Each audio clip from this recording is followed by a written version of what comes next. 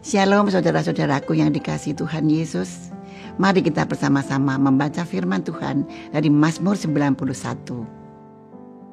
Orang yang duduk dalam lindungan yang maha tinggi dan bermalam dalam naungan yang maha kuasa akan berkata kepada Tuhan, tempat perlindunganku dan kubu pertahananku, Allahku yang kupercayai. Sungguh Dialah yang akan melepaskan engkau dari jerat penangkap burung, dari penyakit sampar yang busuk. Dengan kepaknya, ia akan menudungi engkau. Di bawah sayapnya, engkau akan berlindung. Kesetiaannya ialah perisai dan pagar tembok. Engkau tak usah takut terhadap kedahsyatan malam, terhadap panah yang terbang di waktu siang, terhadap penyakit sampar yang berjalan di dalam gelap, terhadap penyakit menular yang mengamuk di waktu petang. Walau 1.000 orang rebah di sisimu dan 10.000 di sebelah kananmu, tapi itu tidak akan menimpamu. Engkau hanya menontonnya dengan matamu sendiri dan melihat pembalasan terhadap orang-orang fasik. Sebab Tuhan ialah tempat perlindunganmu, yang maha tinggi telah kau buat tempat perteduhanmu. Malapetaka tidak akan menimpa kamu, dan tulah tidak akan mendekat kepada kemahmu. Sebab malaikat-malaikatnya akan diperintahkannya kepadamu untuk menjaga engkau di segala jalanmu. Mereka akan menatang engkau di atas tangannya, supaya kakimu jangan terantuk kepada batu. Singa dan ular tedung akan kau langkahi. Engkau akan menginjak anak singa dan ular naga.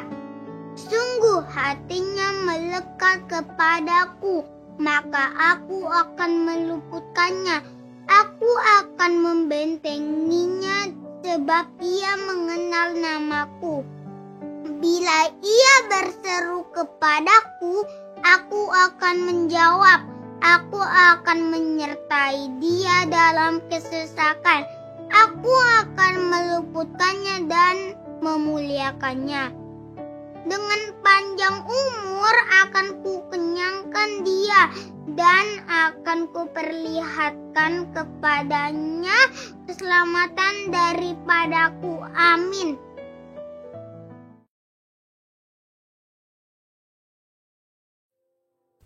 Shalom saudara, kita mengenal apa yang disebut kehidupan profetik atau kenabian.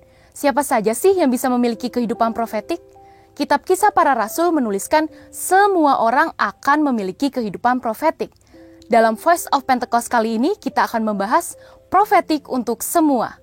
Sebenarnya apa sih kehidupan profetik itu? Pada dasarnya, kehidupan profetik terdiri dari 2 langkah.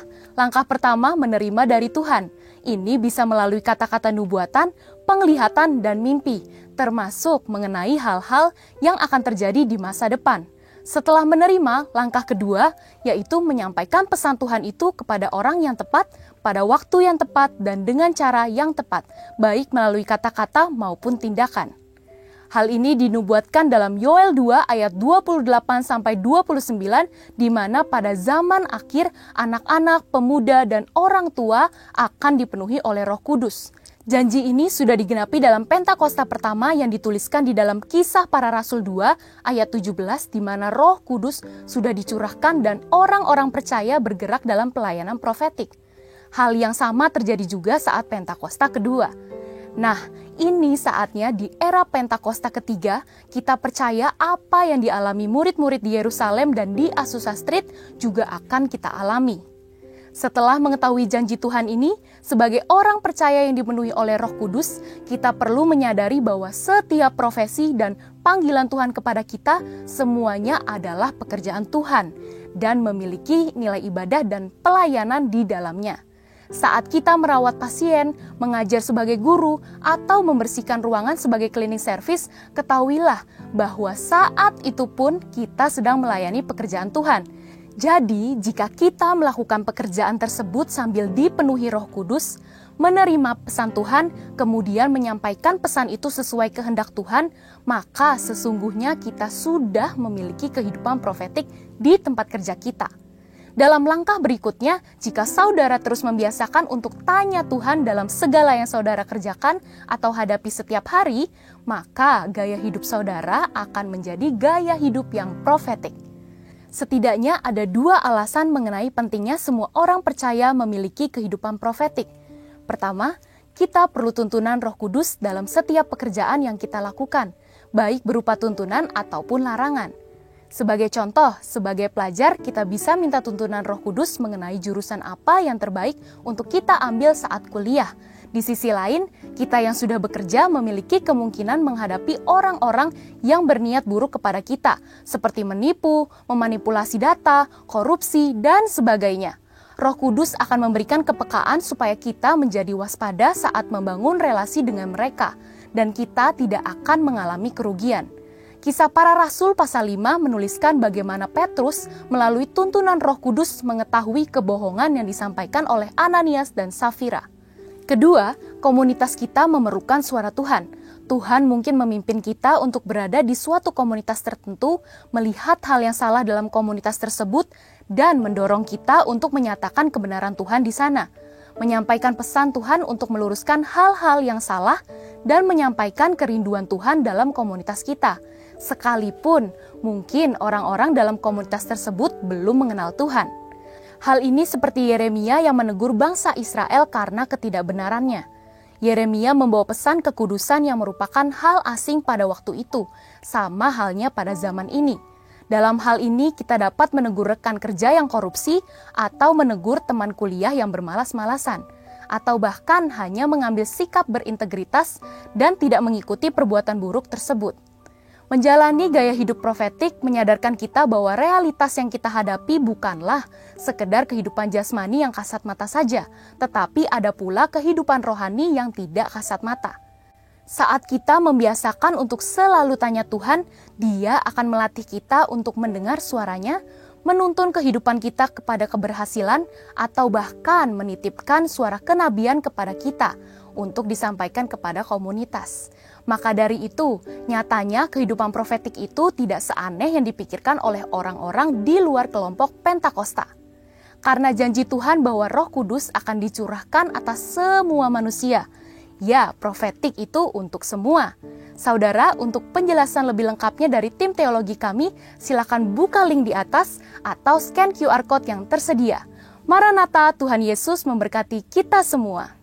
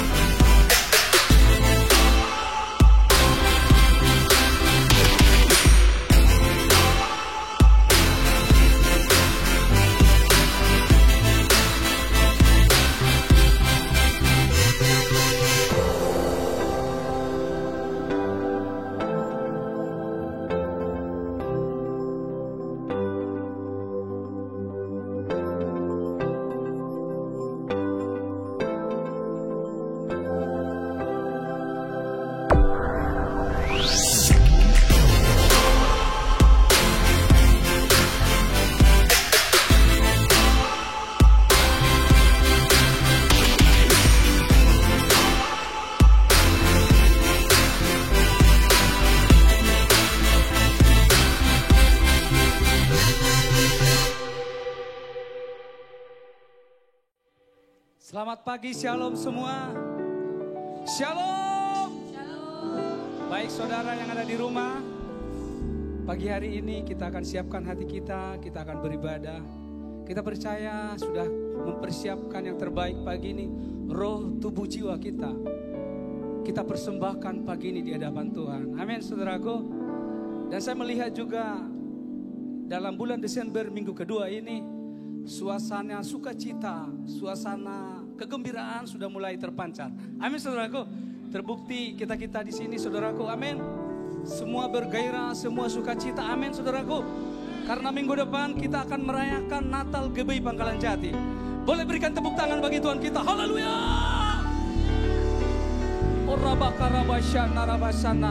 Kami bersyukur Tuhan. Engkau sungguh baik Tuhan, Engkau sungguh baik Bapa. Terima kasih buat pagi hari ini. Sekali lagi Tuhan, layakkan kami, tahirkan, kuduskan kami, umat-Mu Tuhan, kami sendiri Tuhan. Biar kami lebih leluasa menikmati hadirat-Mu pagi ini. Dalam nama Tuhan Yesus kami siap beribadah. Haleluya. Amin.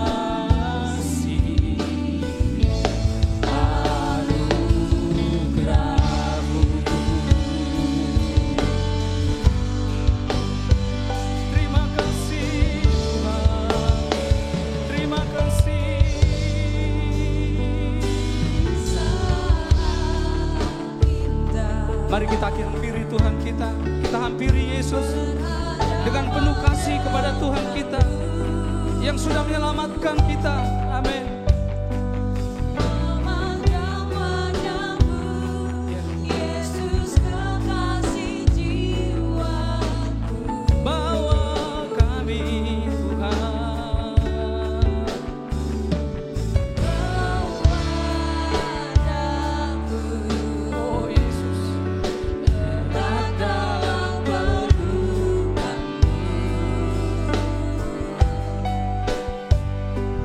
Beri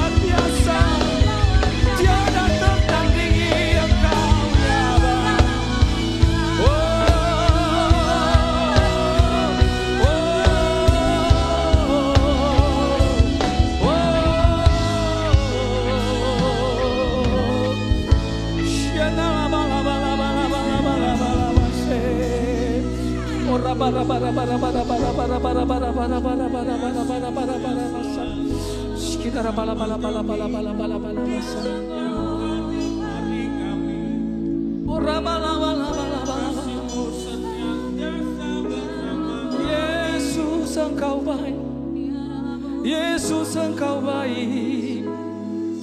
Terima kasih, terima kasih.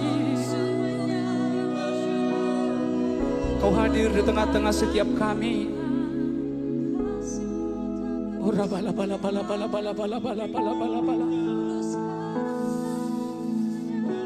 Kami ingin ibadah kami lebih lagi mengenal Engkau, Tuhan. Cengkeram setiap pribadi-pribadi pagi ini, Bapa. Biar kami boleh mengalami kehadiran-Mu lebih dalam lagi, Tuhan. Syakana rabarabarabarabasan. Orabakana masyana rabasan. Hadirat-Mu, Tuhan, ku rasakan. Ya Tuhan, kekudusan-Mu Bapa penuhiku.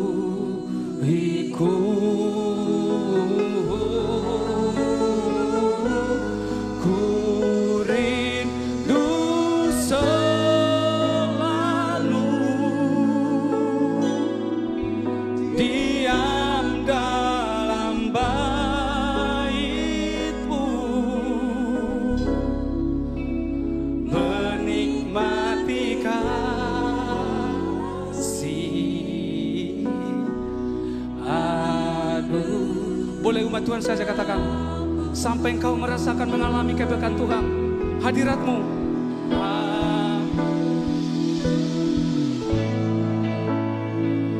Ayo mari kita pergunakan waktu yang terakhir ini.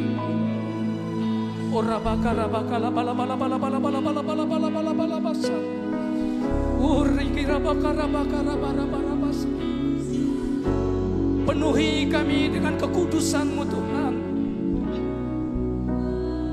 Penuhi kami dengan kebaikan-kebaikan-Mu. Haleluya.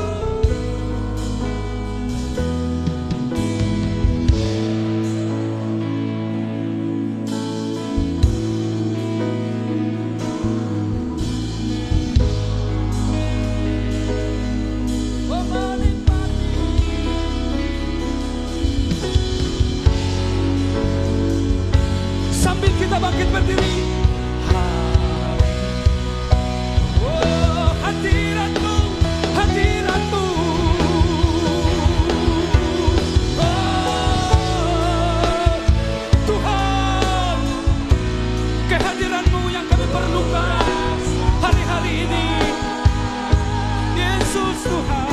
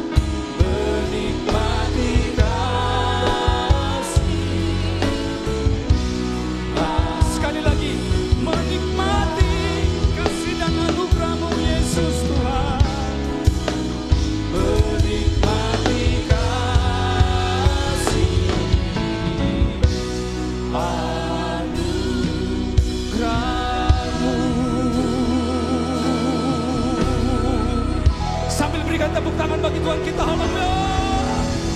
Haleluya.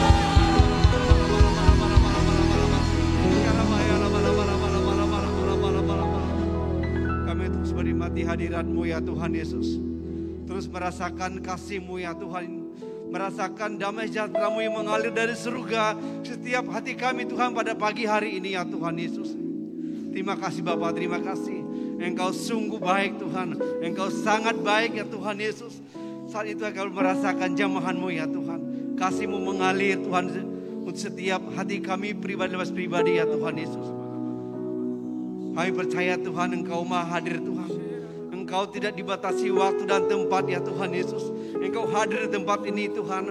Engkau hadir di rumah-rumah yang menyaksikan ibadah ini ya Tuhan Yesus.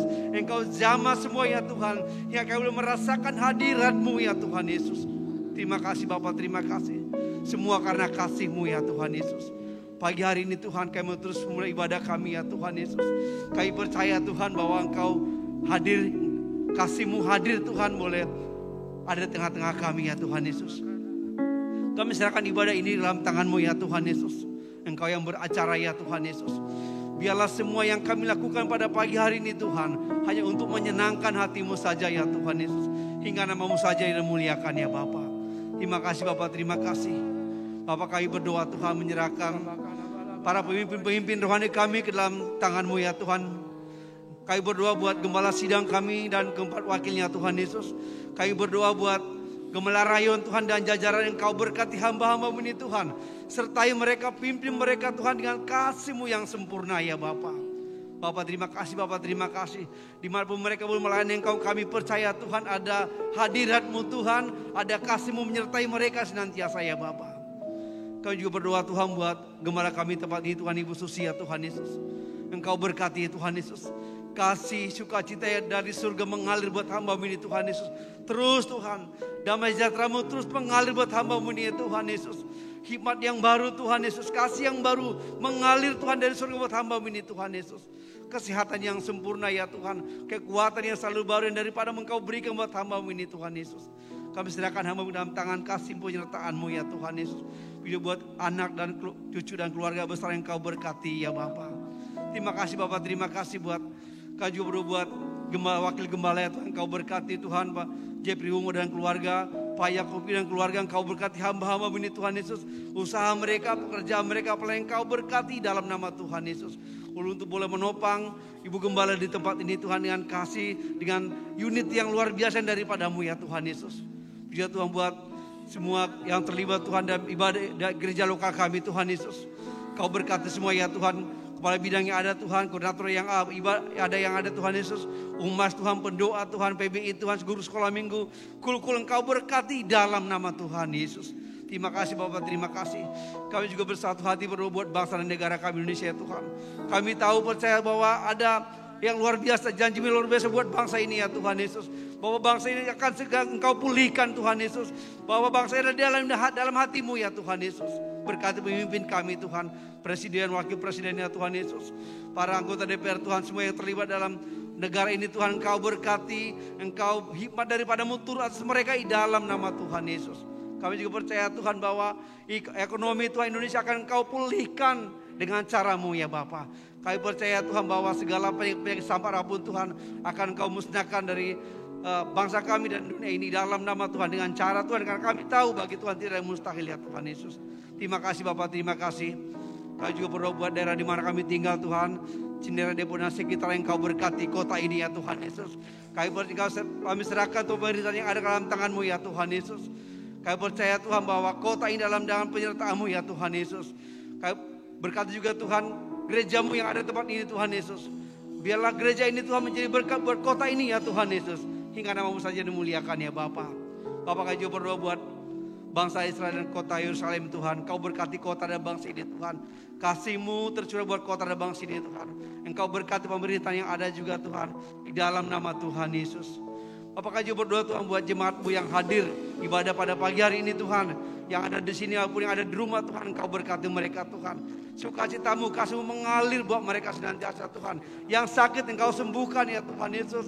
Yang berat Engkau angkat pada mereka ya Tuhan Yesus. Pulihkan usaha mereka Tuhan, pulihkan pekerjaan mereka, Engkau berkati dalam nama Tuhan Yesus. Biarlah jemaat Gereja Pangkalan Jati Tuhan, jemaat yang selalu bersyukur, selalu kuat Tuhan dan selalu cinta Engkau ya Tuhan dan selalu berbahagia ya Tuhan Yesus. Terima kasih Bapak, terima kasih buat pagi hari ini Tuhan. Buat hamba-Mu yang sementara kami memberitakan kebenaran firman-Mu, Engkau berkati Tuhan Yesus. Sertai pimpin Tuhan, biarlah firman yang disampaikan Tuhan boleh kami rasakan Tuhan. Dan kami diberkati secara rohani Tuhan. Dan kami jadi pelaku firman-Mu ya Tuhan Yesus. Berkati pekerjaannya, pelayanan dalam nama Tuhan Yesus. Terima kasih Bapak, kami mengucap syukur di dalam nama Tuhan Yesus. Amin. Wow, sekali lagi berikan tepuk tangan bagi Tuhan kita. Haleluya. Sekali lagi boleh berikan tepuk tangan. Yuk, haleluya. Lebih lagi kita memuji Tuhan.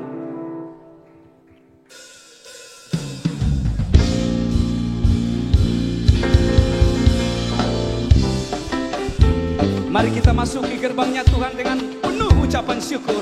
Hati limpah dengan ucapan syukur. Haleluya.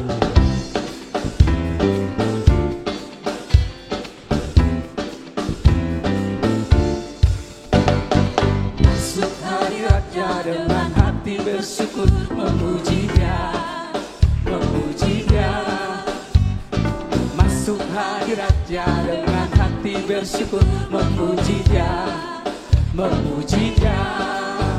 Beri puji dan hormat, tinggikan nama-Nya. Oh Yesus, Tuhan dan Rajaku. Oh, oh, oh. Masuk hadiratnya dengan hati bersyukur, memuji Dia, memuji Dia. Oh, masuk hadiratnya dengan hati bersyukur, memuji Dia, memuji Dia.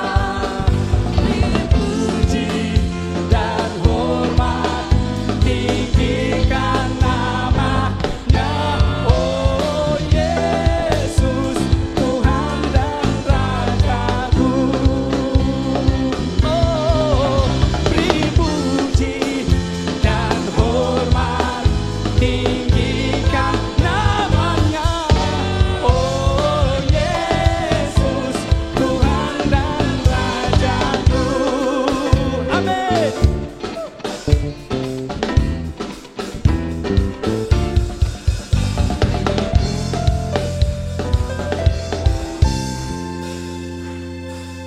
Beri puji dan hormat, tinggikan nama-Nya. Oh Yesus, Tuhan dan beri puji. Amin. Beri puji dan hormat, tinggikan nama-Nya. Oh Yesus, Tuhan dan oh Yesus Tuhan. Beri puji dan hormat, tinggikan nama-Nya. Oh Yesus. Sekali lagi, sekali lagi. Mari berikan pujian yang terbaik pagi ini. Puji dan hormat, tinggikan nama-Nya. Oh Yesus, Tuhan dan Rajaku. Haleluya. Amin. Tinggikan nama-Nya. Oh Yesus, Tuhan dan Rajaku. Beri puji sekali lagi. Beri puji dan hormat, tinggikan nama-Nya. Oh Yesus, Tuhan dan Rajaku. Haleluya.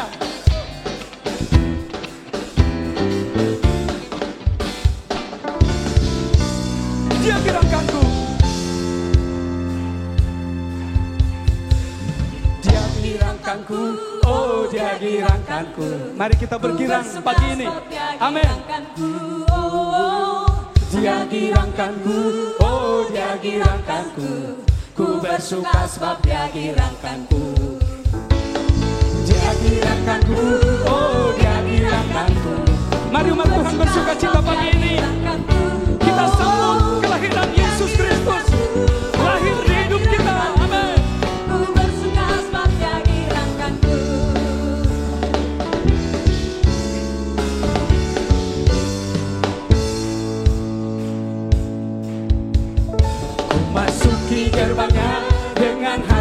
bersyukur, halamannya dengan pujian. Kataku hari ini harinya Tuhan, ku bersuka sebab Dia dirahkanku. Bersyukur, halamannya dengan pujian. Kataku hari ini harinya Tuhan, ku bersuka sebab Dia dirahkanku. Dia dirahkanku, oh Dia dirahkanku, ku bersuka sebab Dia dirahkanku. Oh, Dia dirahkanku, oh Dia dirahkanku, ku bersuka sebab Dia dirahkanku. Ku bersuka sebab Dia dirahkanku, ku bersuka sebab Dia dirahkanku. Haleluya. Sekali lagi boleh berikan tepuk tangan yang terbaik bagi Tuhan kita. Haleluya. Silakan duduk kembali saudaraku yang terkasih dalam Kristus, tetap dalam hadirat Tuhan. Orabashi kirabasyakan narabasang. Orabakalabakalabalabalabalabalabalabalabalabalabalabalabalabasyak narabasan. Orabakata karabasi kirabo yanalabo shiginalabo shiginarabalabalabalabalabalabalabalabalabalabas.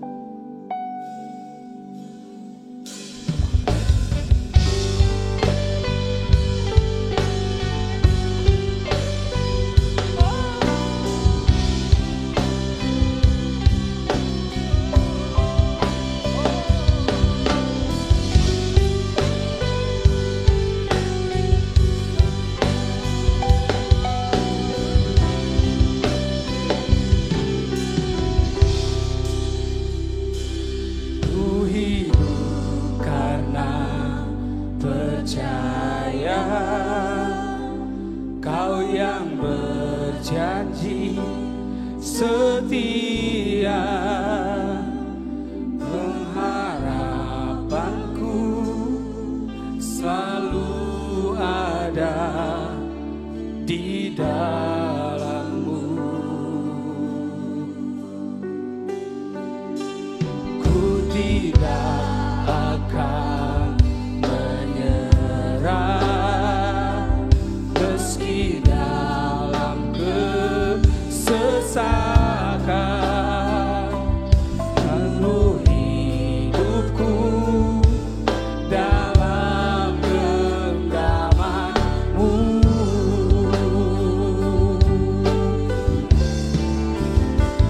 Aku punya Tuhan yang besar, yang telah berjanji dan sanggup menggenapi imanku.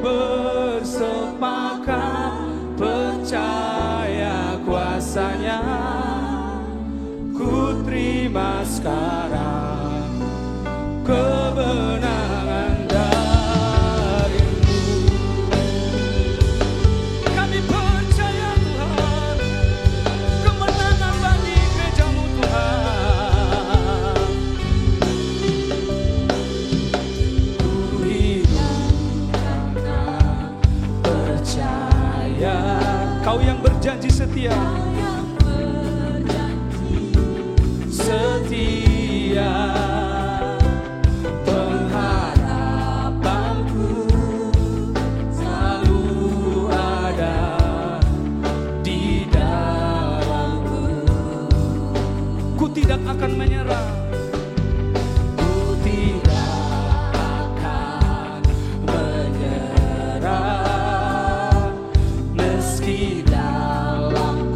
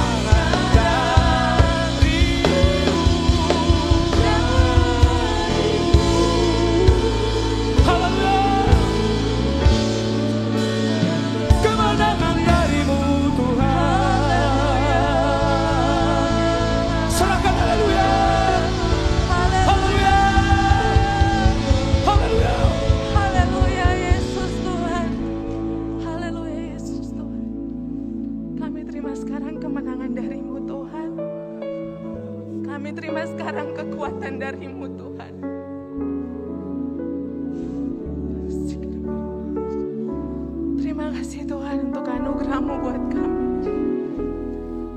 Terima kasih untuk hari ini yang telah Engkau berikan buat kami. Minggu kedua di bulan Desember 2022 Tuhan. Kami tahu semua karena berkat anugerah-Mu buat kami Tuhan. Karena kami tahu kami punya Tuhan yang besar, yang luar biasa dalam hidup kami. Terima kasih Bapa, kami telah memuji menyembah-Mu. Kami percaya penyembahan kami, pujian kami menyenangkan Engkau hari ini. Kami percaya Tuhan, Engkau tersenyum melihat penyembahan kami dari sini Tuhan. Terima kasih Bapa, saat ini adalah saatnya kami untuk duduk diam, mendengarkan firman-Mu. Kami ingin seperti Maria yang duduk di kaki-Mu, yang mendengarkan baik setiap perkataan-Mu Bapa. Karena kami tahu ini tidak bisa diambil dari kami Tuhan.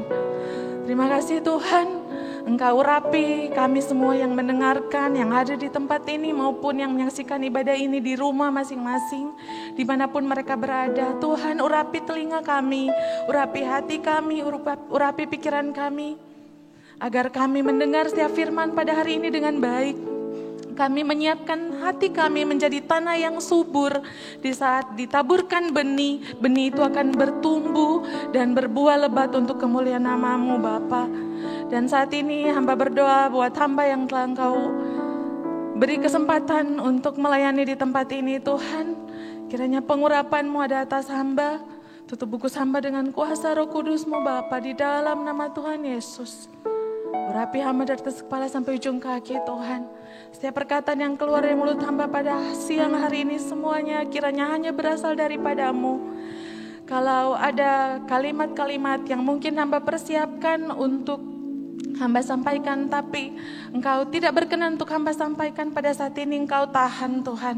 Sehingga setiap kalimat, kata yang terucap dari mulut hamba, semuanya atas perkenanan-Mu, untuk kemuliaan nama-Mu dan memberkati anak-anak-Mu di tempat ini. Terima kasih Bapa, segala kemuliaan hormat pujian hanya bagi-Mu Tuhan. Sembunyikan hamba di balik salib-Mu, kemuliaan-Mu yang nampak, sembunyikan semua pelayan-pelayan juga di balik salib-Mu Tuhan. Biar kemuliaan-Mu yang ada dalam pelayanan kami hari ini, di dalam nama Tuhan Yesus Kristus, kami siap mendengarkan firman-Mu hari ini Bapa. Haleluya, amin. Silakan duduk. Saya izin buka masker aja ya.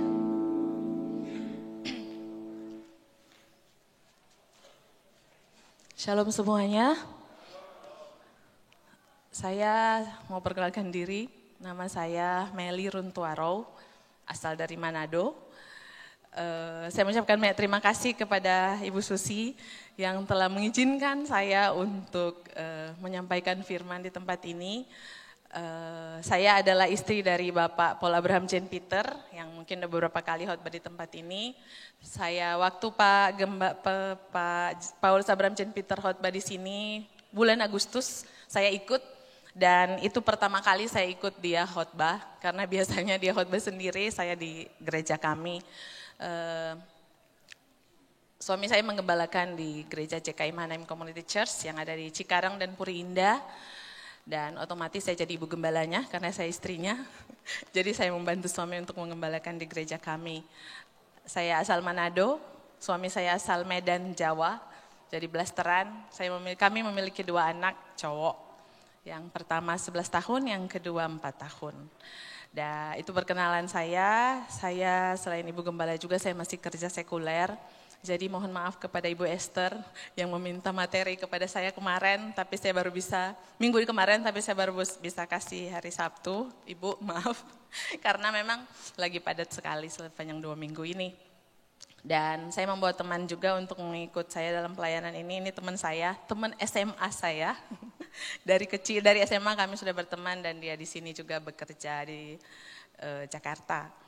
Dan hari ini saya bersyukur sekali untuk bisa membawakan firman di tempat ini, walaupun tempat ini saya sudah pernah datang sekali kemarin, tapi saya tetap nervous karena saya harus berdiri di sini, biasanya suami saya ya.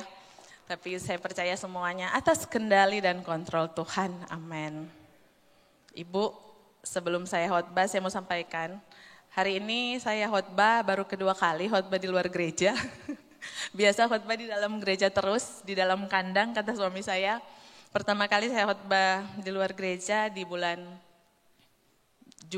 September kayaknya di GBI Kingdom of Love di Cikampek.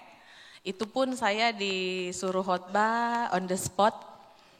Jadi pas ketemu dengan gembalanya harusnya suami saya yang khotbah, tapi karena mereka punya 2 tempat, saya disuruh khotbah untuk tempat yang satu, disuruh khotbah di hari Sabtu malam. Waktu itu saya bingung, saya terima enggak ya, tapi kami pegang didikan dari Bapak Rohani kami, kalau sudah disuruh pelayanan tidak boleh nolak. Kita harus ambil pelayanan itu, walaupun mendadak gitu.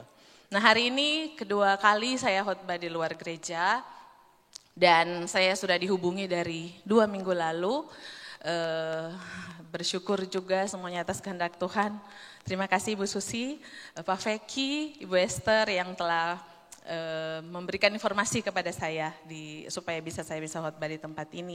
Dan pada pagi hari ini saya mau bicara tentang hidup menurut standar kerajaan sorga. Berat kayaknya ya, saya juga berat Bapak Ibu, tapi kita harus dengar, saya harus sampaikan, dan saat saya sampaikan, saya juga harus dengar dan saya harus lakukan. Karena firman Tuhan itu seperti pedang bermata 2, firman itu untuk yang mendengar dan menyampaikan. Lebih berat yang menyampaikan karena sendiri, kalau yang mendengarkan banyak. Puji Tuhan, hari ini kita membaca firman Tuhan di Matius 6 ayat 33. Firman pertama hanya 1 ayat, tapi firman selanjutnya ada beberapa ayat untuk supaya kita bisa sharing dan belajar sama-sama.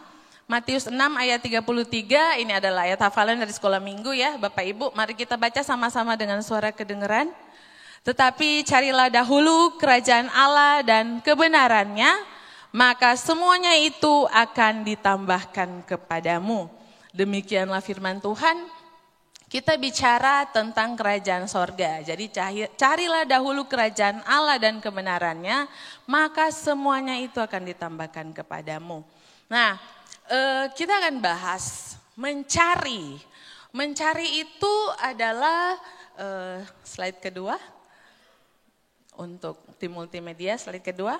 Mencari adalah keseriusan dan ketekunan dalam memperoleh sesuatu. Ya, kalau mencari kan memang pasti ingin memperoleh sesuatu, jadi dicari. Nah mencari itu pasti bertekun, supaya yang dicari itu ketemu. Kalau yang dicari nggak ketemu itu bukan mencari namanya. Pasti dengan segala cara, segala upaya kita bertekun untuk mencari. Dan kalau memang hilang pasti beli lagi, itu kalau cari barang ya. Nah mencari itu adalah ketekunan. Ya mencari di dalam ayat ini kita harus tekun mencari kerajaan Allah dan kebenarannya. Dan kerajaan Allah ini berbicara tentang, kerajaan itu kan berbicara tentang suatu pemerintahan, suatu suatu komunitas yang dipimpin oleh seseorang, tapi dalam skala yang besar, kerajaan, negara. Nah kerajaan ini kita bicara tentang kerajaan Allah, kalau kita sebagai warga negara nih kita kan punya presiden, otomatis kita harus turut apa kata presiden, ya kan? Negara kita punya undang-undang, semua peraturan-peraturan di negara ini harus kita taati, kalau enggak masuk penjara, itu kan ya. Saya mohon izin minum sebentar.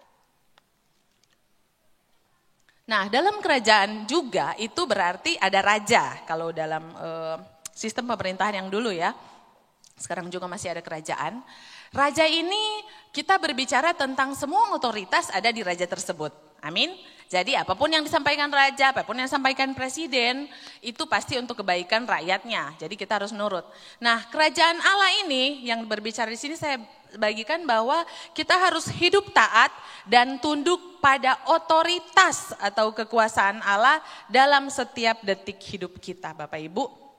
Jadi kalau kita mau mencari kerajaan Allah, kita harus hidup taat dan tunduk pada otoritas atau kekuasaan Allah dalam setiap detik hidup kita. Bukan hanya di dalam saat kita beribadah.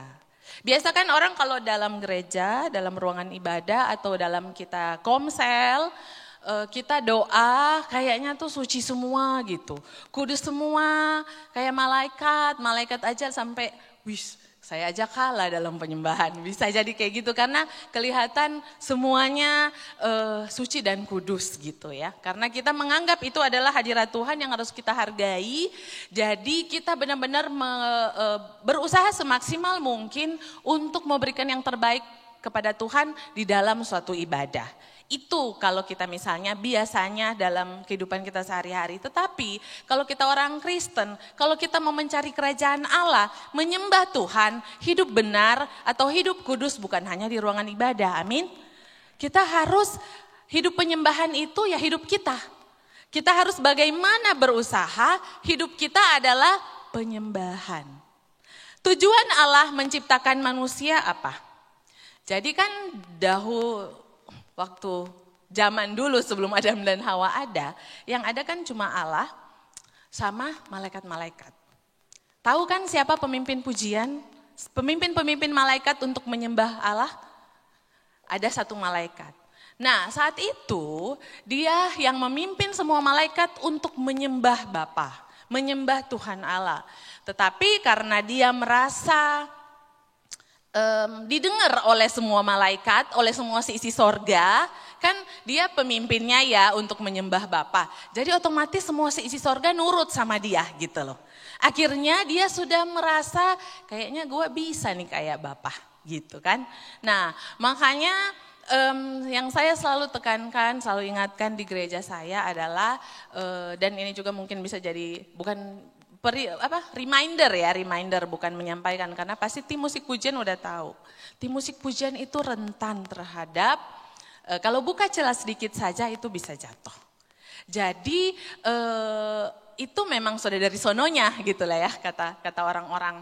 Karena dosa pertama maksudnya dari kerajaan sorga itu ya yang dulu gitu.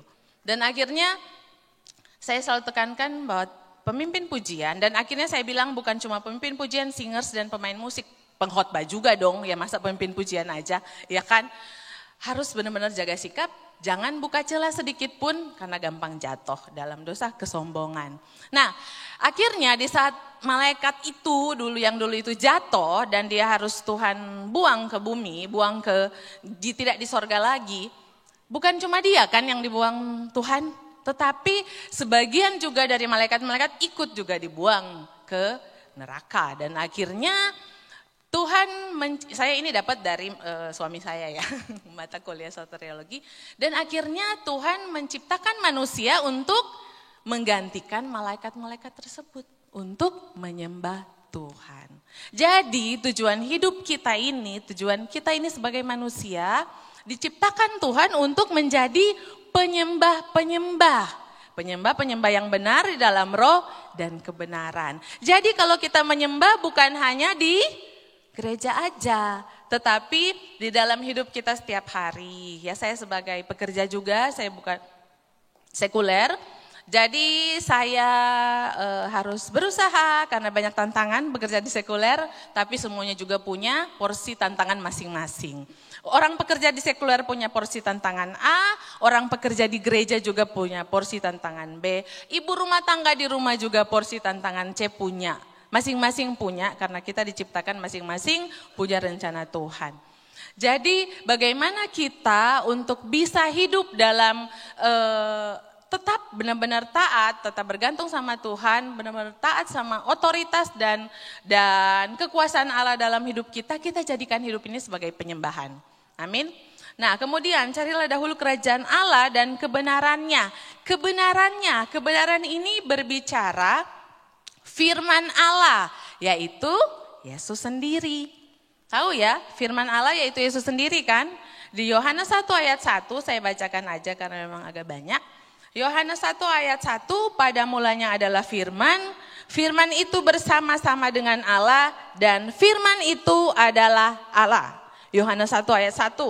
Yohanes 1 ayat 14.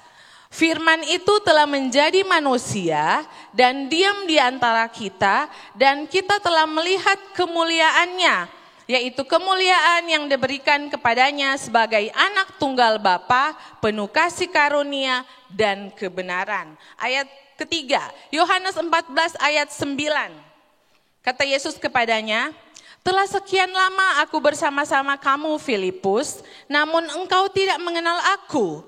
Barang siapa telah melihat aku, ia telah melihat Bapa. Bagaimana engkau berkata, tunjukkanlah Bapa itu kepada kami. Itu adalah perkataan Tuhan Yesus kepada Filipus. Jadi kebenaran atau firman Allah itu adalah Yesus sendiri. Jadi kita mencari kerajaan Allah dan kebenarannya, kita mencari kerajaan Allah, kuasa otoritas Allah dalam hidup kita dan kebenarannya yaitu mencari Yesus sendiri. Bapak Ibu, karena dengan mencari Yesus sendiri, kita harus hidup juga seperti yang Tuhan Yesus mau. Kalau kita mencari kerajaan Allah, berarti kita harus hidup sesuai dengan patron, pola atau standar kerajaan Allah, yaitu hidup sesuai dengan firman Allah. Kenapa saya pakai gambar ini Bapak Ibu? Bukan karena saya perempuan ya. Paling bilang ini karena yang khotbah ibu-ibu, jadi gambarnya cewek gitu. Ini adalah, ada yang tahu ini gambar apa? 5 gadis bijaksana. Jadi 5 gadis bijaksana ini adalah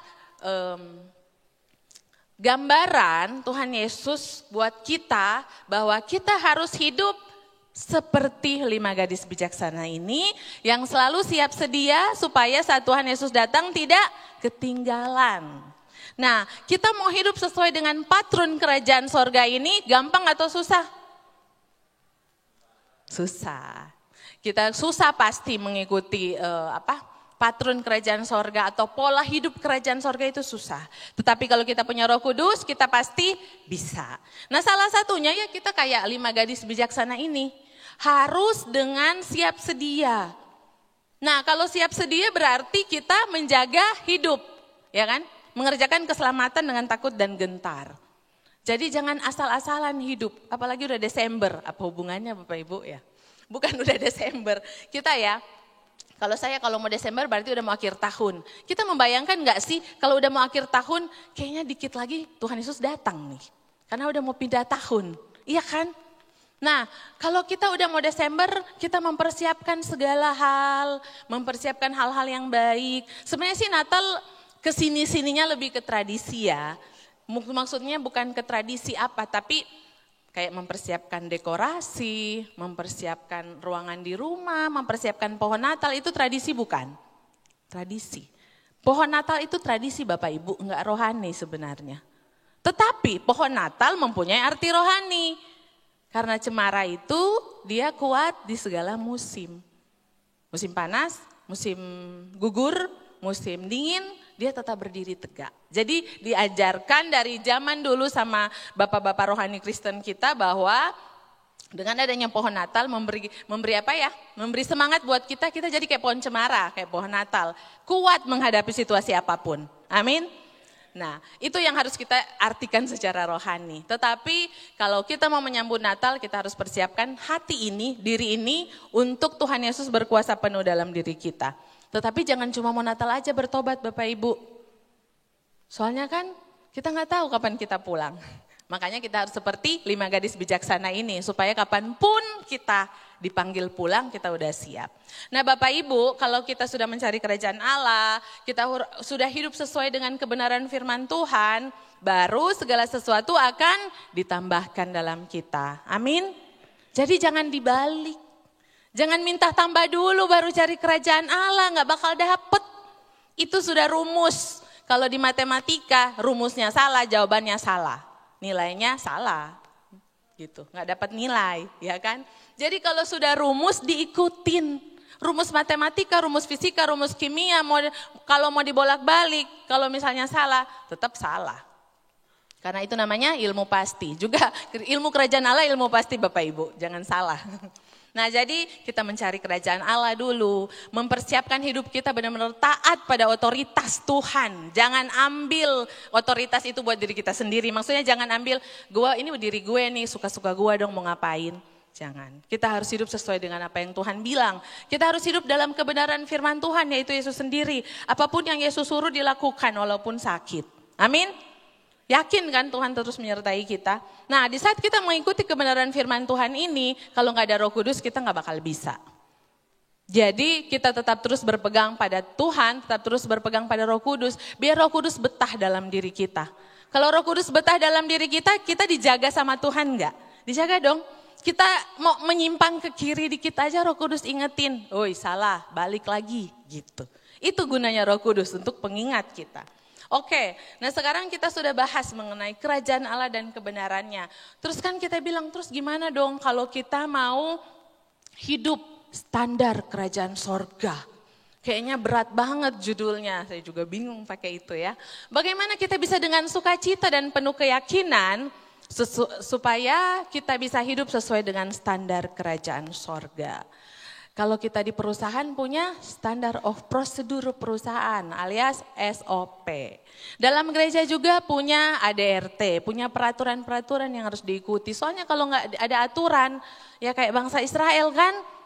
Kenapa Tuhan bisa kasih 2 loh batu kepada Musa? Kenapa Tuhan bisa kasih 10 hukum Allah? Karena memang harus ada aturan, kalau enggak gimana ngatur gitu loh ciptaan Tuhan ini. Nah, kita memiliki standar kerajaan sorga, bagaimana kita hidup sesuai standar kerajaan sorga? Pertama, slide berikutnya, kita harus mengenal jati diri kita. Jati diri kita ini siapa?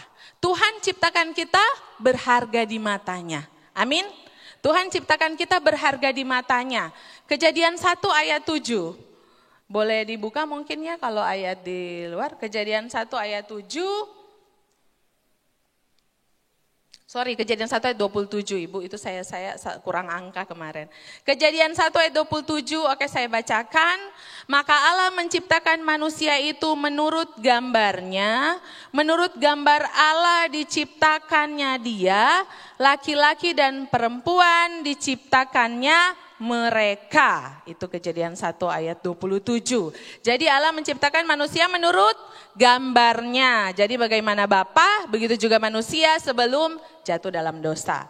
Kemudian Yesaya 43 ayat 4. Yesaya 43 ayat 4.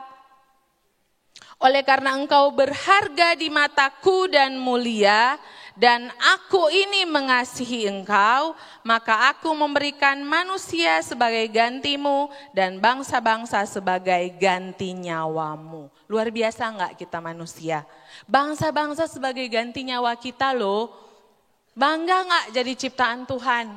Selain kita diciptakan menurut gambar dan rupa Allah, kita ini mulia dan kita ini berharga di mata Tuhan. Sampai Tuhan mau bangsa-bangsa ini Tuhan bisa ganti nyawa kita. Luar biasa kan? Jadi itu yang harus kita tanamkan dalam diri kita bahwa kita ini berharga di mata Tuhan. Kita ini mulia dan berharga, tadi kita sudah baca di Yesaya 43 ayat 4. Kita diciptakan dengan rencana Allah yang berbeda satu dengan lainnya. Jadi lebih dari 6 miliar penduduk di muka bumi ini mungkin ya kurang lebih. Berarti ada kurang lebih 6 miliar rencana Tuhan di bumi ini. Jadi rencana Tuhan masing-masing kita beda ya. Rencana Tuhan buat saya dan rencana Tuhan buat Susi pasti berbeda. Apalagi rencana Tuhan buat teman saya walaupun sudah dari SMA berteman. Pasti berbeda. Jadi jangan samakan rencana saya dan rencanamu. Apalagi melihat rumput tetangga lebih hijau daripada rumput saya sendiri. Nggak boleh, karena rencana Tuhan itu beda. Kita jangan berusaha sama-samain, gue lulus sama-sama sama dia, gue kuliah sama-sama sama dia udah jadi begini kok gue masih begini. Gue udah jadi begini kenapa dia masih begitu ya?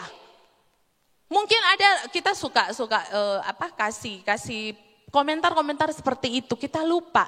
Tuhan ciptakan kita ini masing-masing berbeda. Dan berbeda juga responnya tentunya ya. Jadi Tuhan kasih rencana A, kita juga kadang suka ngerespon berlebihan. Akhirnya jadi rencana Tuhan jadi agak delay karena kita lebih pakai keinginan kita sendiri. Jadi ingat rencana Tuhan dalam diri kita beda-beda, jangan sama-samain. Kemudian kita fokus dengan rencana Tuhan dalam hidup kita Bapak Ibu. Jadi jangan dilihat rencana Tuhan dalam hidup teman kita. Oke, kalau kita rencana Tuhan beda-beda dalam diri kita masing-masing, kita harus fokus rencana Tuhan dalam diri kita. Jangan urusin rencana Tuhan dengan teman kita. Itu urusan Tuhan dan dia, bukan urusan kita. Terus kita jangan terintimidasi juga dengan perkataan orang lain. Karena kita harus dengar perkataan Tuhan. Kalau orang lain ngomong-ngomong yang jelek tentang kita, bodoh amat. Gua mau denger apa kata Tuhan. Tapi kalau dia kasih masukan ya didengar juga kali. Kalau dia kasih masukan untuk kebaikan kita dengar. Tapi kalau dia ada perkataan-perkataan yang membuat kita jadi lambat untuk bertumbuh, perkataan-perkataan yang mengintimidasi kita jangan hiraukan. Kita harus ingat, kita ini ciptaan Tuhan yang berharga dan mulia. Terus teman kita bilang, gua juga ciptaan Tuhan yang berharga dan mulia, emang lu doang? Kita langsung bilang, rencana Tuhan ke diri kamu dan rencana Tuhan ke diri saya berbeda. Jadi jangan sama-samain. Jadi jangan kita samain, harusnya kamu begini loh, kayak gua loh begini, jadi lu harusnya kayak gua dong. Nggak bisa kayak gitu. Jadi kita jangan sembarangan juga ya mengeluarkan statement. Kita juga jangan sembarangan mengeluarkan statement menjelekkan orang lain, karena itu ciptaan Tuhan juga loh. Ntar Tuhan kesel. Yang tadinya kita nggak dosa, nggak marah, tapi karena terpancing dengan acara gosip di TV, terpancing dengan acara gosip orang lain, omongan orang lain. Akhirnya kita turut memberikan komentar dan akhirnya kita jadi dosa. Jangan sembarangan, karena yang kita omongkan itu ciptaan Tuhan juga. Ntar kenapa-napa loh. Jadi jangan sembarangan mengeluarkan kalimat dan kata-kata ya. Kemudian kita ini representasi kepenuhan Kristus ada di pundak kita. Berat. Jadi berat jadi orang Kristen. Kalau kita jadi orang Kristen berarti kita harus melakukan apa yang Tuhan Yesus lakukan. Karena tuh orang-orang akan melihat, oh itu orang Kristen ya, pantes. Atau enggak ada orang komentar begini, orang Kristen kok kayak gitu. Berat emang jadi orang Kristen, maju kena mundur kena. Kalau kita galak dibilangin orang Kristen gak punya kasih. Kalau kita ngikutin maunya orang aja, kita dimanfaatkan. Bingung gak? Makanya banyak doa, banyak dekat dengan Tuhan supaya kita tahu kita mau melangkah kayak apa. Amin. Jadi representasi kepenuhan Kristus ada di pundak kita. Orang lain bisa lihat Tuhan Yesus dalam diri kita. Mampu gak Bapak Ibu? Mampu gak? Orang lain bisa kenal kita ini orang Kristen. Amin, mampu. Kita harus kuat dong, mampu. Kita percaya Tuhan akan mampukan kita dong untuk melakukan apa yang Tuhan mau. Sehingga orang lain bisa melihat, oh pantes dia begitu, orang Kristen sih. Kayak gitu. Kita kan bisa memancarkan kasih Tuhan, memancarkan kemuliaan Tuhan. Jadi kita menjadi kitab yang terbuka.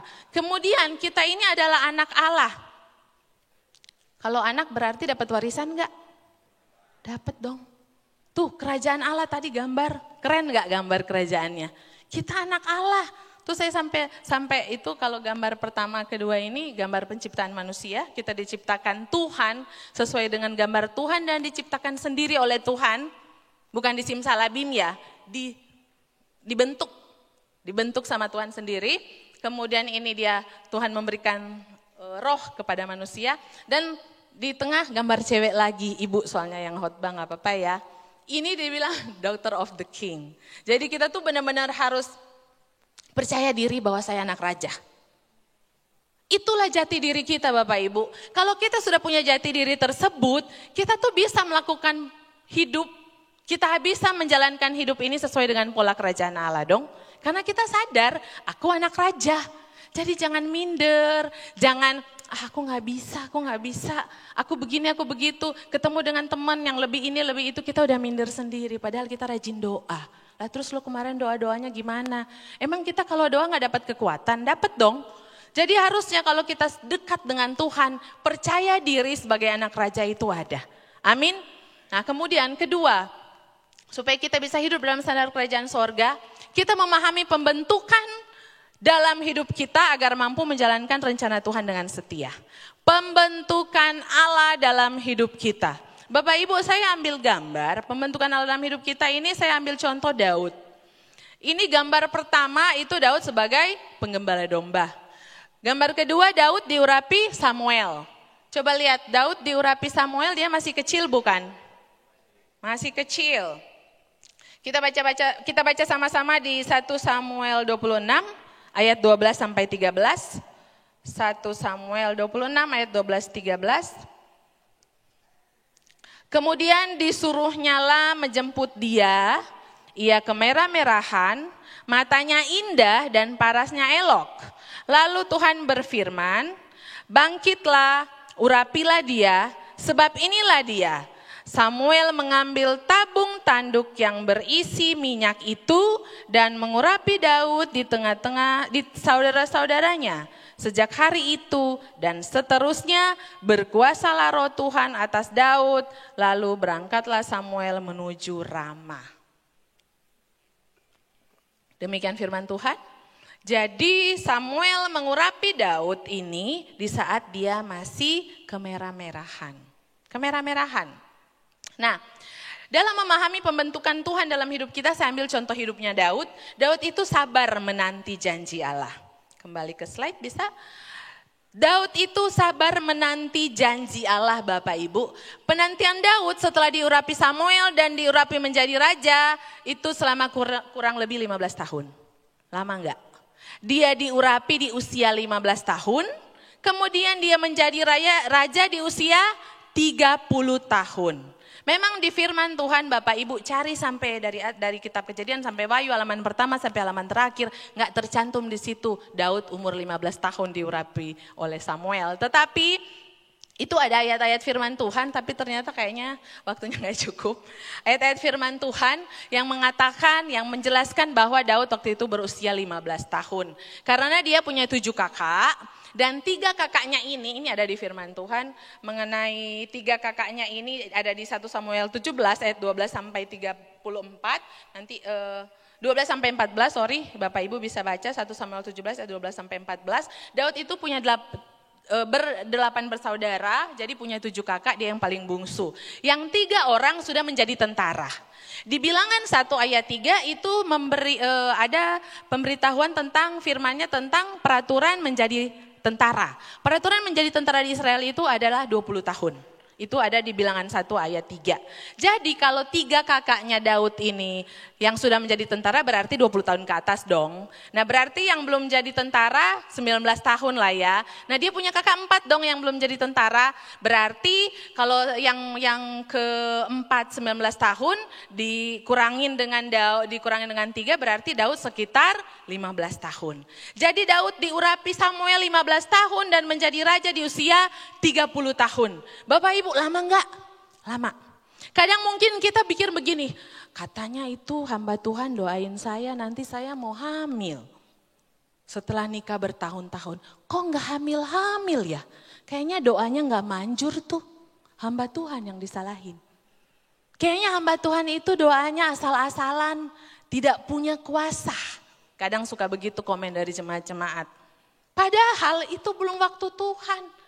Hamba Tuhan kan cuma berdoa dan memberi kemampuan, maksudnya memberi dorongan motivasi supaya kita tuh beriman dan memohon sama Tuhan. Tetapi kita harus berserah sama Tuhan. Kapan waktunya cuma Tuhan yang tahu. Ya enggak? Kalau kita tahu kapan kita mati, malaikat semua ini kita hidup. Ya enggak? Kita kan enggak tahu hidup kita. Jadi kita tuh harusnya kalau mau berdoa jangan maksa Tuhan. Karena yang tahu terbaik buat kita siapa? Diri kita sendiri atau Tuhan? Tuhan dong. Jadi gak usah maksa Tuhan. Nah seperti Daud lah ini, dia sabar menanti janji Allah. 15 tahun dia nunggu loh sampai jadi raja. Kemudian dia setia mengikuti rencana dan proses Tuhan. Tuhan membentuk sifat dan karakter Daud agar siap menjadi raja dengan berbagai proses. Coba Bapak Ibu bayangkan kalau dia jadi raja, dari menggembalakan domba, kemudian jadi raja, bisa enggak dia mimpin kerajaan? Enggak bisa dong. Jadi Tuhan persiapkan selama 15 tahun dia diproses untuk bisa menjadi raja. Apa yang dia hadapi? Pertama, dia menghadapi Goliat. Tuh, Goliat saya kasih 2 gambar. Pertama cuma Daud dan Goliat, kemudian ada ilustrasi di balik Daud, di atas Daud ada malaikat. Jadi Daud bisa mengalahkan Goliat bukan karena dia mengalahkan singa, bukan karena dia terampil mengalahkan singa waktu menggembalakan domba, tetapi karena kekuatan Tuhan. Nah pertama Daud menghadapi Goliat dan akhirnya dia istilahnya dipertaruhkan. Gue langsung percaya diri nih, ntar gue aja deh yang mengalahkan Goliat. Kalau tiba-tiba nggak kalah, malah aku yang kalah, kan malu. Nah, tapi dia dengan kemampuan yang Tuhan berikan, dia mampu untuk dengan skill yang dia punya, dengan kekuatan yang Tuhan berikan, dia tahu dia pasti bisa mengalahkan Goliat. Kemudian, kedua, apa yang dialami oleh Daud? Dia selalu berespon sesuai dengan kehendak Tuhan. Slide berikutnya. Berespon sesuai kehendak Tuhan untuk setiap proses yang Tuhan izinkan terjadi agar tidak menjadi salah, sehingga rencana Tuhan bisa digenapi. Jadi Daud berespon sesuai dengan kehendak Tuhan untuk setiap proses yang Tuhan izinkan terjadi supaya kita nggak jadi salah. Kalau kita salah, rencana Tuhan jadi delay. Kayak bangsa Israel mau ke Mesir, bangsa Israel dari Mesir mau ke tanah Kanaan muter-muter kan jadi 40 tahun karena banyak komplain. Karena responnya enggak positif, karena responnya tidak sesuai dengan kehendak Tuhan. Tetapi Daud bisa berespon positif. Saya kasih contoh. Daud ini pertama dia karena pandai bermain kecapi, akhirnya dia suka menemani Saul. Akhirnya otomatis Daud merasa dekat dong dengan Saul. Walaupun dia raja, wah saya senang jadi bisa menghibur raja gitu. Tetapi ada saatnya karena roh Tuhan sudah tidak ada dalam diri Saul, akhirnya dia suka kerasukan setan dan marah-marah. Akhirnya itu salah satu contoh gambar kedua, si Daud mau dilemparin tombak sama Saul saat dia main kecapi. Nah, akhirnya Daud ini sering dijahatin oleh Saul. Karena dalam proses 15 tahun ini ternyata dia banyak menarik hati dari rakyat. Karena dia bisa mengalahkan berlaksa-laksa sedangkan Saul hanya mengalahkan beribu-ribu. Itu kan yang di firman Tuhan. Akhirnya Saul makin kesel, makin marah sama Daud. Menurut Bapak Ibu, waktu itu Daud sedih nggak kalau dimarahin, kalau dimusuhin oleh otoritas yang ada di atas dia? Sedih dong. Yang selama ini deket, yang selama ini aku banggakan, yang aku teladani, marah sama aku. Sedih dong. Akhirnya dia dimusuhin kan oleh Saul. Nah, di kitab Mazmur banyak kan curahan hati Daud ya. Nah, kalau kita lagi patah hati, lagi sedih, baca lah tuh Mazmur. Kemudian akhirnya apa yang terjadi? Daud tetap berespon positif atas kejahatan yang dilakukan Saul. Apa? Contohnya ini gambar ketiga. Tahu itu gambar ketiga adalah apa? Saul sementara dalam goa, sementara buang air, di Alkitab memang begitu. Daud potong jubah Saul untuk menunjukkan bahwa raja, aku tuh punya kesempatan untuk bunuh raja. Tetapi aku tahu raja itu diurapi Tuhan, jadi aku gak bunuh raja. Itu respon positif yang dilakukan oleh Daud. Jadi dia cuma potong ujung jubahnya supaya dia bisa menunjukkan bahwa dia bisa berespon positif, dia bisa tetap baik terhadap Saul walaupun Saul jahat terhadap Daud. Mampu Bapak Ibu tetap baik terhadap orang yang jahat sama kita? Amin, amin, amin. Pasti kita mampu kok, berat emang sangat berat. Tapi kalau kekuatan Tuhan ada, kita pasti bisa. Lagian kita nyimpan dendam, nyimpan kemarahan. Emang itu yang berakibat buruk kepada siapa? Kita sendiri loh. Bapak Ibu, sumber penyakit itu adalah stres. Jadi kalau kita menyimpan kesalahan orang lain, segera lepaskan, segera ampuni, mumpung mau Natal, itu adalah momen. Tapi bukan tunggu Natal baru ngampunin orang, amin. Kita tetap terus berusaha untuk melakukan yang terbaik, membalas kebaikan kepada orang yang jahat sama kita. Amin, berespon baik, berespon positif, walaupun kita dihadapi oleh hal-hal yang gak diinginkan. Keluarga sendiri mungkin nyakitin, orang terdekat, otoritas atas kita nyakitin kita. Tetap berserah sama Tuhan. Kita percaya Bapak Ibu, saya mau bagi ini adalah, jangan sekali-kali kita menyalahkan orang lain atau situasi kalau kita mengalami hal yang buruk. Amin. Kalau kita mengalami hal yang buruk, kita harus cek Tuhan lagi ngomong apa sama aku. Bukan ngomong lu sih. Bapak Ibu, suami istri ini suka begitu. Saya juga suka begitu dulu, tapi sekarang udah mulai berubah, amin, dalam nama Tuhan Yesus. Jadi jangan suka salah-salahan. Tuhan berurusan dengan pribadi kita masing-masing, bukan dengan teman sebelah, apalagi suami atau istri kita, atau situasi kita di sekeliling. Kita harus imanin itu. Jadi tetap terus berusaha berespon positif. Kemudian poin yang ketiga, supaya kita bisa hidup menurut standar kerajaan sorga, adalah meyakini kasih Bapa sempurna dalam hidup kita. Amin. Kasih Bapa sempurna dalam hidup kita. Bapa yang memulai hidup kita, tadi yang menciptakan. Bapa yang menyertai kita dalam proses hidup kita. Amin, supaya kita bisa berespon positif untuk setiap masalah yang kita alami. Dan Bapa juga yang akan menyelesaikan tuh setiap masalah kita. Amin. Mazmur 138 ayat 8. Mazmur 138 ayat 8, boleh dibuka. Supaya kita bisa baca sama-sama dengan suara kedengeran. Mazmur 138 ayat 8. Mari Bapak Ibu kita baca sama-sama. Tuhan akan menyelesaikannya bagiku, ya Tuhan, kasih setiamu untuk selama-lamanya, janganlah kau tinggalkan perbuatan tanganmu. Amin. Jadi Tuhan gak pernah ninggalin perbuatan tangannya dalam hidup kita. Jadi kita harus pertama tuh harus beriman. Tuhan selalu berjanji pasti dia akan tepati. Saya ada kasih contoh di 2 Raja-Raja 8 ayat 15 sampai 21, itu boleh baca di rumah. Itu adalah contoh bagaimana Allah berjanji kepada Daud bahwa keturunannya yang akan membangun bait Allah, dan itu yang dilakukan oleh Salomo. Itu adalah contoh. Jadi kita harus imani kalau Tuhan berjanji pasti Tuhan akan tepati. Dengan sabar pasti. Karena Tuhan tahu kapan waktunya kita menerima janji Tuhan. Nggak mungkin anak kecil udah minta motor dan kita kasih.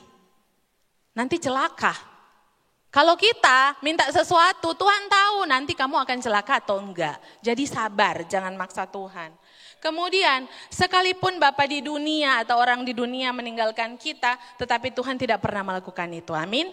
Mungkin di antara kita tuh ada yang ngerasa orang tua gue bukan orang tua ideal. Orang tua gue tuh kok gak kayak orang tua temen gue. Sekali lagi saya bilang, jangan menyamakan hidup kita dengan orang lain. Jadi kalau kita mengalami hal-hal yang jelek dari orang tua kita, ya itu udah, kalau orang dunia bilang itu udah derita lu. Maksudnya bukan derita lu, itu udah adalah urusan kamu sama Tuhan. Jadi Tuhan izinkan kita memiliki orang tua seperti itu, berarti Tuhan lagi bentuk kita. Ya. Amin. Jadi jangan meratapi keadaan, nyanyi-nyanyi ibu tiri hanya cinta kepada ayahku saja. Jangan. Kita harus benar-benar kalau menghadapi sesuatu yang jelek, kita lihat Tuhan lagi ngomong apa sama aku. Termasuk, Tuhan aku kok terlahir dari keluarga seperti ini ya. Jangan tanya. Tuhan bilang kenapa mau masuk lagi di kandungan. Terus lahir di orang lain. Nggak mau kan? Jadi hadapi aja apa yang kita harus hadapin. Sambil berserah sama Tuhan. Kemudian Bapa yang menciptakan kita adalah Bapa yang tahu persis kondisi kita. Saya ambil gambar ini. Dalam ruang surgery pun, ruang operasi pun, itu ada Tuhan Yesus yang menyertai kita. Dalam kita menangis pun Bapak Ibu, Tuhan Yesus ikut nangis. Ya, jadi kalau kita sedih, jangan terlalu sedih karena Tuhan Yesus nangis juga buat kita. Kalau kita dosa, kita balik sama Tuhan, Tuhan pasti terima. Amin. Saya masih bisa ditayangkan video yang saya bagi dengan waktu terakhir ini. Saya mau bagi video sedikit untuk menyadari kita, mengingatkan kita bahwa kasih Bapa tuh luar biasa. Kalau Bapa aja di dunia tahu memberikan yang terbaik buat kita, apalagi Bapa di sorga. Kalau kita mengalami hal-hal yang buruk, hal yang jelek sekalipun, kita harus yakin kita punya Bapa yang di sorga. Jadi kita harus tetap setia menantikan mahkota kehidupan yang sudah disiapkan Tuhan Yesus untuk kita, amin. Dengan hidup sesuai dengan standar kerajaan sorga. Boleh ditayangkan videonya kalau bisa. Oh nggak bisa ya? Oh ya udah, oke, nggak apa-apa. Dalam video ini saya membagi bagaimana kisah seorang pelari, mungkin sudah pernah ada yang nonton. Pelari maraton di Olimpiade, dia harus mendapatkan cedera di saat dia sementara berlomba. Tetapi dengan kasih bapaknya masuk ke dalam arena pertandingan itu dan membawa, menuntun anaknya untuk sampai ke garis finish. Jadi walaupun dia nggak menang, tetapi dia menyelesaikan pekerjaannya. dengan dibantu oleh Bapaknya. Kita juga demikian Bapak Ibu harus seperti itu. Walaupun kita nggak sampai garis finish, kalaupun kita nggak menang, setidaknya kita harus berjuang sampai garis finish untuk mendapatkan mahkota yang Tuhan Yesus berikan, yang Tuhan Yesus siapkan buat kita. Yang slide terakhir mungkin bisa menjadi, dan pemusik boleh maju ke depan. Slide terakhir bisa ditayangkan, inilah tujuan hidup kita Bapak Ibu, yaitu mahkota dari Tuhan Yesus. Semangat mengejar mahkota, semangat mengerjakan keselamatan yang Tuhan Yesus telah berikan buat kita dengan melakukan apa yang Tuhan Yesus kehendaki, yaitu hidup sesuai dengan standar kerajaan sorga. Tuhan Yesus memberkati. Saya undang semua untuk bangkit berdiri, kita akan berdoa bersama-sama.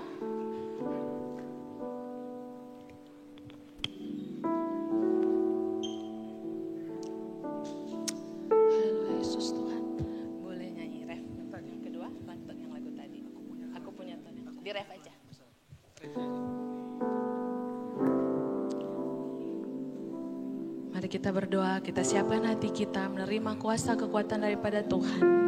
Biarlah hidup kita tetap terus menyenangkan hati Tuhan dengan kekuatan yang Tuhan berikan. Kita punya Tuhan yang besar, yang akan selalu menyertai dan menolong kita dalam setiap detik hidup kita.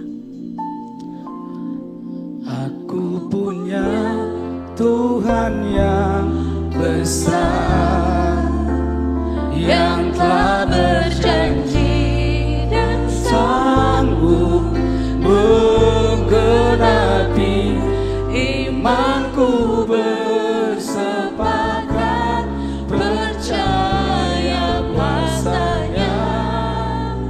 Ku terima sekarang kemenangan darimu.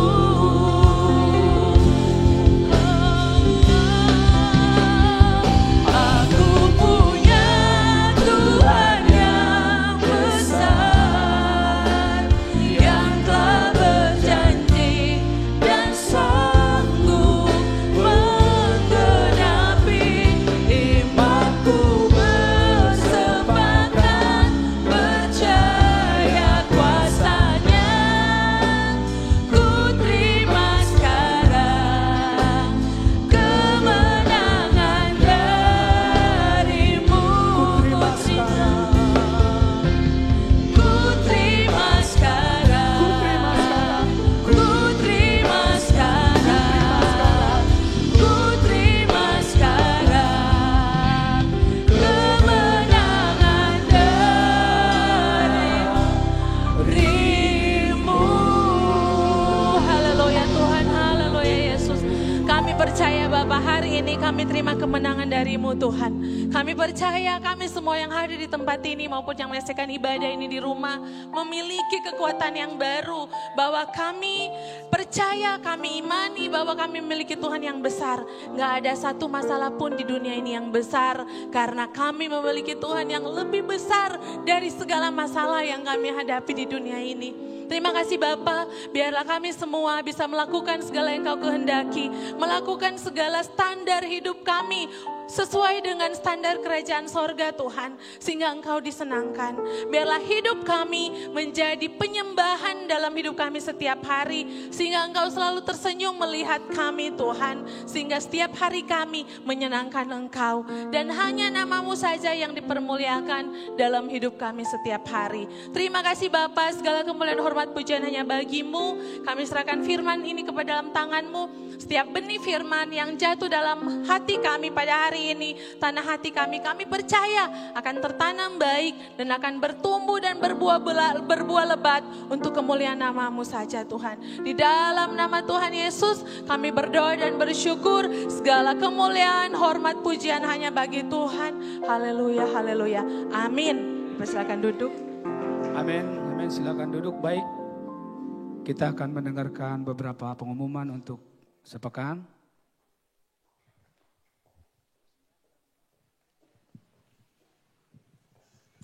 Shalom, selamat pagi. Kita telah mendengarkan firman Tuhan pagi hari ini. Kami berterima kasih kepada Ibu Meli. Terima kasih untuk firmannya pagi hari ini, Ibu. Sangat memberkati kami. Dan pagi hari ini kami ingin menyampaikan beberapa pengumuman Bapak Ibu, mohon perhatiannya sebentar. Yang pertama adalah kami ingin menyampaikan bahwa laporan persembahan dan perpuluhan dapat dilihat di papan belakang dan Bapak Ibu dapat melihat di depan pintu masuk, di depan pintu maaf. Kemudian berikutnya adalah kami mengajak dan mengundang bagi setiap remaja muda yang berusia 12 tahun sampai 18 tahun untuk hari ini bergabung di dalam perayaan HUT dan Natal Eats pada pukul 15.30 bertempat di Kapel 51. Jadi hari ini akan ada perayaan HUT dan Natal Eats pukul 15.30. Kami mengundang rekan-rekan muda usia 12 sampai 18 tahun untuk hadir bersama-sama. Kemudian kami ingin menyampaikan kegiatan bidang-bidang selama sepekan ke depan. Pertama adalah rumah doa dilakukan pada setiap hari Senin dan Jumat pada pukul 10 pagi hingga pukul 8 malam di Kapel 51. Kami mengundang setiap jemaat untuk bisa bersama-sama masuk rumah doa, akan ada pelayan Tuhan yang bersama-sama melayani. Dan kemudian doa malam dilakukan setiap hari Senin dan Kamis pada pukul 7 melalui Zoom. Dan doa syafaat dilakukan setiap hari Kamis pada pukul 10 pagi bertempat di Kapel 51. Berikutnya kami menyampaikan ibadah Natal UMAS, usia emas. Dia akan diadakan pada Rabu 14 Desember pukul 10 pagi di Kapel 51. Jadi kami mengundang Bapak Ibu yang berusia emas untuk bersama-sama merayakan Natal tanggal 14 Desember nanti. Dan untuk berikutnya adalah kegiatan rumah doa bidangkul diadakan pada setiap Selasa pada pukul 7 malam bertempat di Kapel 51. Dan sebentar akan disampaikan info Natal untuk minggu depan.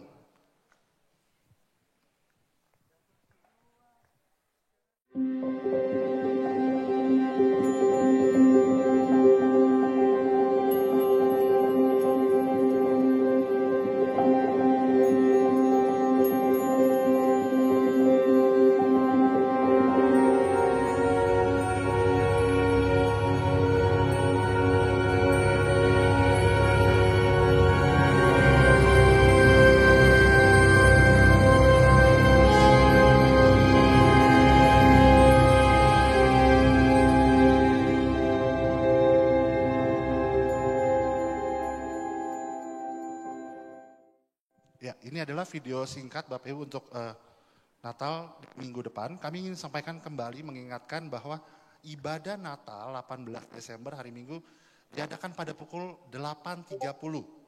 Mari kita bersama-sama mengingatkan teman-teman kita semua, kita yang ingin hadir.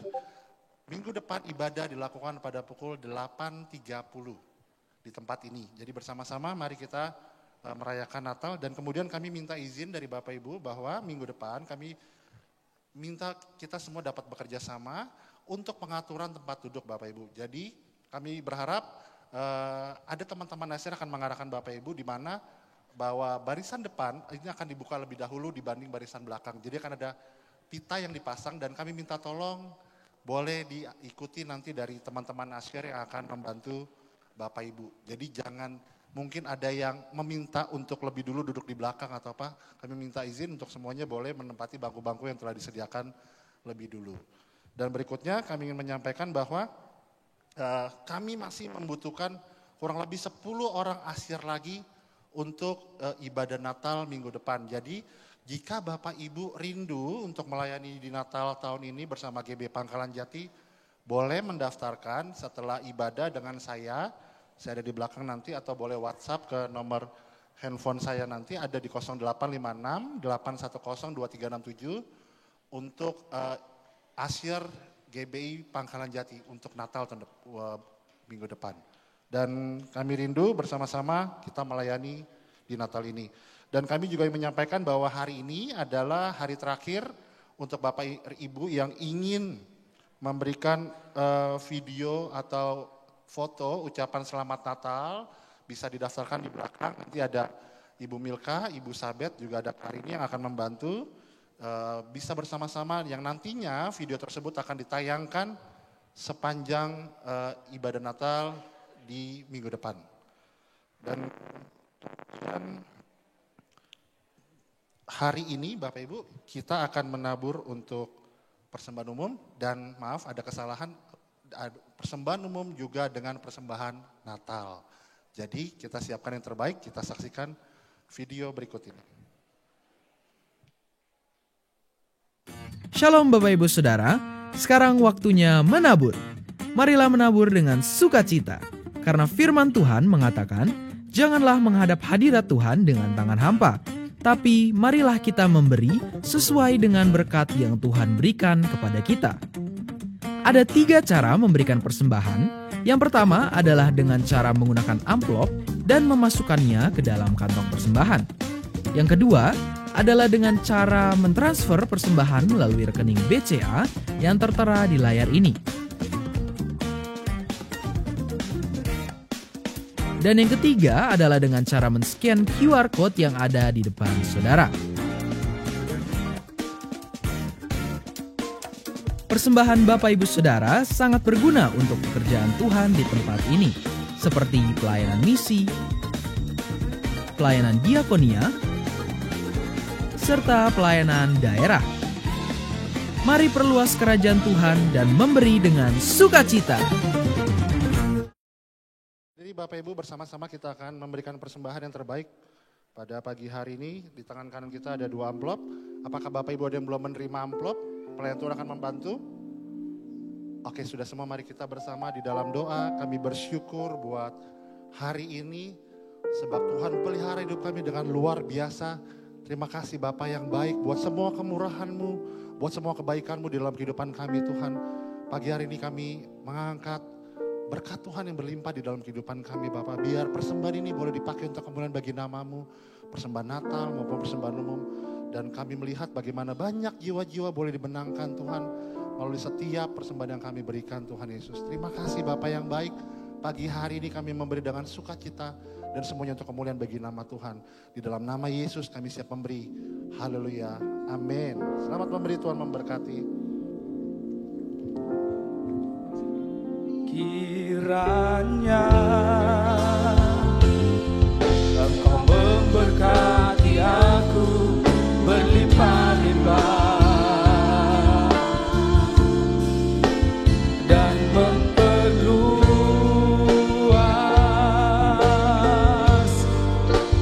daerahku,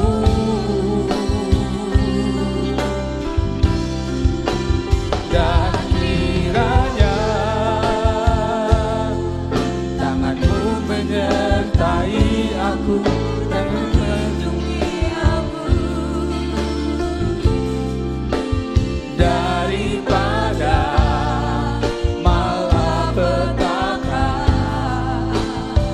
sehingga sambil kita bangkit berdiri, kita akan mengakhiri ibadah kita. Oh, kiranya Tuhan memberkati, kiranya Engkau memberkati aku berlimpah-limpah dan memperluas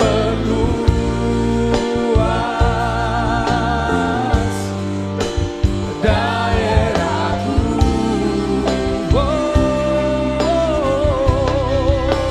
Dan kiranya tanganmu menyertai aku dalam melindungi aku daripada malapetaka, sehingga kesakitan tidak menimpa aku, sehingga kesakitan tidak menimpa. Sekali lagi, sehingga kesakitan tidak menimpa aku.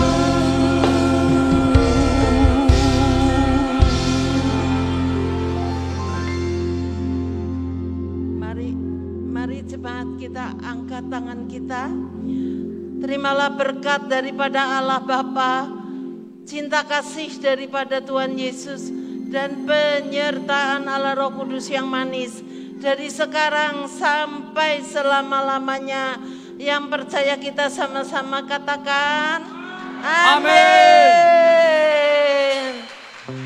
Mari kita sambut untuk minggu depan ya.